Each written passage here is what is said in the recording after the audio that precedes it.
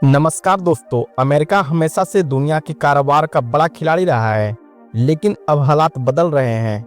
अंतर्राष्ट्रीय व्यापार विशेषज्ञों को कहना है कि अमेरिका की नई नीतियां दुनिया भर के देशों के लिए मुश्किल खड़ी कर सकती है। इसी वजह से कनाडा और यूरोपीय देश अब अमेरिका पर कम और आपस में ज्यादा भरोसा करने लगे हैं।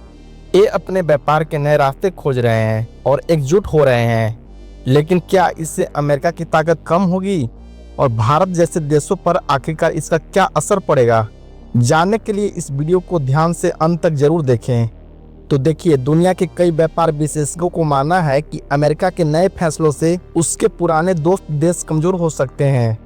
इसी वजह से कनाडा और यूरोपीय देश अब नए व्यापारिक रास्ता ढूंढ रहे हैं और आपस में अपने संबंध को मजबूत कर रहे हैं। सिर्फ व्यापार ही नहीं, सुरक्षा और सेना से जुड़ी चिंताएं भी बढ़ गई है। ट्रंप सरकार के बदलते रवैयों को देखते हुए फ्रांस ने एक बड़ी बैठक बुलाई है, जहां पर कई यूरोपीय देश मिलकर सुरक्षा के मुद्दों पर बात करेंगे। और इस महत्वपूर्ण बैठक में Norway, Canada, Lithuania, Estonia, Latvia, चेक गणराज्य, ग्रीस, फिनलैंड, रोमानिया, स्वीडन और बेल्जियम जैसे देश भी शामिल होंगे। इस बीच अमेरिका और कनाडा के रिश्तों में काफी ज्यादा खटास आ रही है। दोनों देशों के बीच हर साल $800 अरब का व्यापार होता है, लेकिन अमेरिका के नए नियमों की वजह से कनाडा से आने वाले तेल और गैस पर भारी टैक्स लग सकता है। अगर ऐसा होता है तो कनाडा की अर्थव्यवस्था को बड़ा झटका लग सकता है और अमेरिका में भी पेट्रोल डीजल की कीमतें बढ़ सकती है। अगर अमेरिका और कनाडा के बीच तेल व्यापार में दिक्कतें आई तो फिर वैश्विक स्तर पर तेल की कीमतें काफी ज्यादा बढ़ सकती है। इसका सीधा असर भारत पर पड़ेगा, क्योंकि दोस्तों भारत अपनी जरूरत का ज्यादातर तेल आयात ही करता है। पेट्रोल और डीजल महंगे होने से ट्रांसपोर्ट और इसके साथ ही खाने पीने की चीजें और भी दूसरी जरूरी चीजों के दाम बढ़ सकते हैं।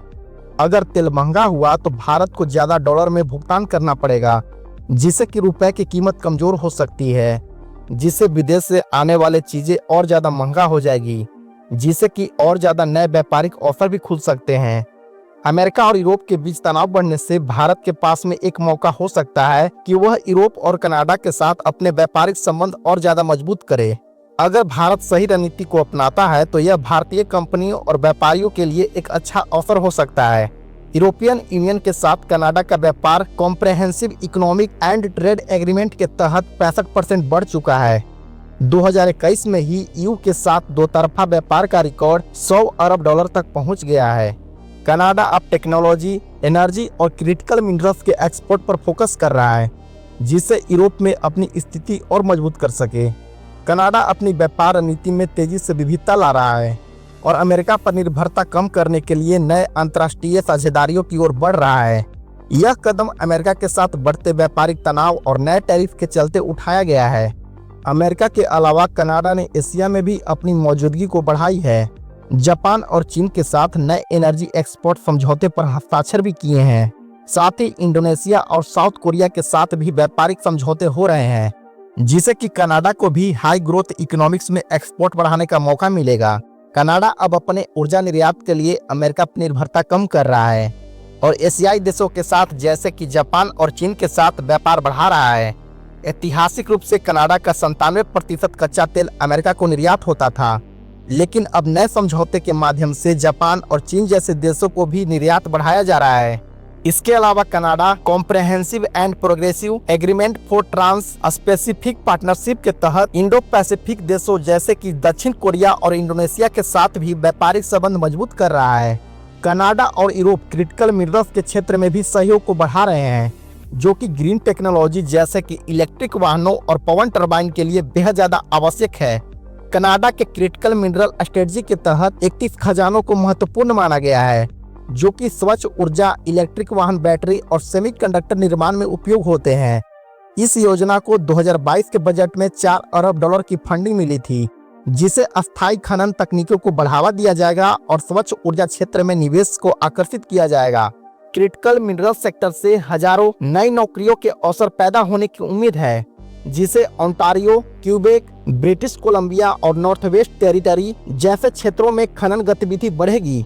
इससे नई इंफ्रास्ट्रक्चर परियोजनाओं और सप्लाई चेन का विस्तार होगा। इसके अलावा भी यूरोपीय संघ इलेक्ट्रिक वाहनों और सौर ऊर्जा और बैटरी निर्माण के लिए आवश्यक खनिजों की आपूर्ति सुनिश्चित करने के लिए कनाडा, ऑस्ट्रेलिया और अफ्रीका के देशों से नई साझेदारियां कर रहा है। इस रणनीति का मुख्य उद्देश्य ये सुनिश्चित करना है कि यूरोप की नई तकनीकी और हरित ऊर्जा ग्रीन एनर्जी इंडस्ट्री किसी एक ही देश पर पूरी तरह से निर्भर न रहे, खासकर चीन पर, जो कि इन महत्वपूर्ण खनिजों का प्रमुख निर्यातक है। इस नई नीति के तहत कच्चे माल की आपूर्ति को अधिक सुरक्षित और विविध बनाया जाएगा, जिससे कि यूरोप की कंपनियां अस्थायी और विश्वसनीय स्रोतों से आवश्यक संसाधन को प्राप्त कर सके। कनाडा, जो कि पहले से ही सस्टेनेबल माइनिंग और पर्यावरण, सामाजिक व शासन मानकों को पालन करता है, इस क्षेत्र में यूरोप के लिए एक प्रमुख भागीदार बन सकता है। इसीलिए कनाडा की व्यापार मंत्री मैरी एंग ने हाल ही में ब्रसेल्स का दौरा किया था, जिससे यह स्पष्ट हो गया था कि कनाडा अब केवल अमेरिका पर निर्भर नहीं रहेगा, जो कि यूरोपीय संघ के साथ व्यापारिक संबंधों को मजबूत कराना इस यात्रा का मुख्य उद्देश्य था, खासकर तब जब अमेरिका के साथ व्यापारिक तनाव बढ़ रहे हैं और नए टैरिफ लगाने की धमकी दी जा रही है। ब्रसेल्स में हुई इस महत्वपूर्ण बैठक में यूरोपीय व्यापार आयोग और कनाडा की व्यापार मंत्री मैरी एंग ने व्यापार से जुड़ी प्रशासनिक बाधाओं को कम करने और छोटे एवं मध्यम उद्योगों को एसएमएस के जरिए बाजार तक आसान पहुंच बनाने पर सहमति जताई है। यह सहयोग न केवल व्यापारिक विवादों को कम करेगा, बल्कि निवेश की सुरक्षा बढ़ाने और हरित ऊर्जा क्षेत्र में साझेदारी को और ज्यादा मजबूत करने में मदद करेगा। अमेरिकी राष्ट्रपति डोनाल्ड ट्रंप द्वारा यूरोपीय संघ के खिलाफ 25% स्टील और एल्युमिनियम आयात शुल्क लगाने की घोषणा के बाद से ही ईयू ने तीव्र प्रतिक्रिया व्यक्त की है। जर्मन चांसलर ओलाफ शोल्ज ने कहा है कि ईयू इन शुल्कों को तुरंत और निर्णायक जवाब देने के लिए तैयार बैठा है। फ्रांस के राष्ट्रपति इमैनुअल मैक्रोन ने भी स्पष्ट किया है कि यदि अमेरिका यूरोपीय वस्तुओं पर शुल्क लगाता है तो ईयू मजबूती से प्रतिक्रिया देगा। ईयू के नेताओं ने भी इन अमेरिकी शुल्कों को अनावश्यक और मूर्खतापूर्ण करार दिया है और एकजुट होकर के इसका सामना करने की प्रतिबद्धता जताई है। इसके साथ ही ईयू ने अमेरिका के साथ प्रारंभिक वार्ता की इच्छा व्यक्त की है, ताकि इन शुल्कों को टाला जा सके और व्यापारिक तनाव को भी कम किया जा सके। यूरोपीय कंपनियां भी इन संभावित शुल्कों के कारण उत्पन्न अनिश्चितता से चिंतित है, विशेष रूप से उन क्षेत्रों में जो कि आयातित वस्तुओं पर निर्भर है। कुछ कंपनियां अमेरिका में उत्पादन बढ़ाने पर विचार कर रही है, ताकि शुल्कों के प्रभाव को कम किया जा सके। कुल मिलाकर ईवे ने स्पष्ट कर दिया है कि वह अमेरिकी शुल्कों के खिलाफ निर्णायक और एकजुट प्रतिक्रिया देने के लिए तैयार है। इसके साथ ही वार्ता के माध्यम से समाधान खोजने की भी इच्छा रखता है। लेकिन अब सवाल यह उठता है कि क्या यह व्यापारिक टकराव एक बड़े आर्थिक युद्ध में बदल जाएगा या फिर दोनों पक्ष किसी समझौते पर पहुंचेंगे। हालांकि यूरोप स्पष्ट रूप से पीछे हटने के मूड में बिल्कुल भी नहीं है और अमेरिका के राष्ट्रपति डोनाल्ड ट्रंप भी अपनी नीतियों पर अडिग दिख रहे हैं। ऐसे में फिर आने वाले दिनों में वैश्विक व्यापार पर आखिरकार इसका क्या असर पड़ेगा? क्या ये शुल्क सिर्फ शुरुआत है या फिर आगे और बड़े कदम उठाए जा सकते हैं? हालांकि आपका इस पूरे मामले पर क्या ओपिनियन है, हमें कमेंट करके जरूर बताएं।